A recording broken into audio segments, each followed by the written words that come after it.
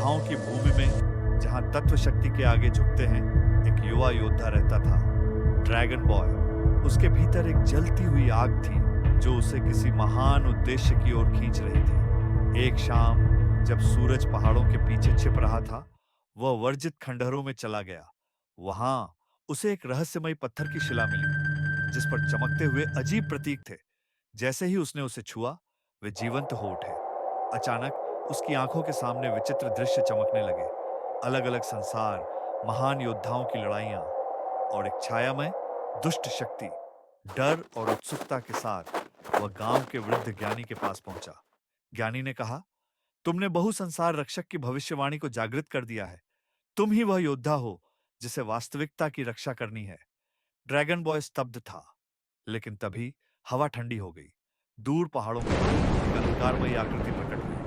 उसकी बैंगनी आंखें घातक चमक से भरी थीं। वह था वॉइड सम्राट। उसकी गूंजती आवाज आई, तुम्हारी शक्ति मेरी है। और फिर आसमान फटा, एक ब्रह्मांडीय भंवर धरती को निगलने लगा। ड्रैगन बॉय हवा में उठने लगा। वृद्ध ज्ञानी, यह क्या हो रहा है? ज्ञानी की अंतिम बात गूंजी, तुम्हारी यात्रा शुरू हो गई है। अपनी शक्ति पर विश्वास रखो। अगले ही पल एक चमकदार प्रकाश के साथ ड्रैगन बॉय बहु संसार की ओर खींच गया।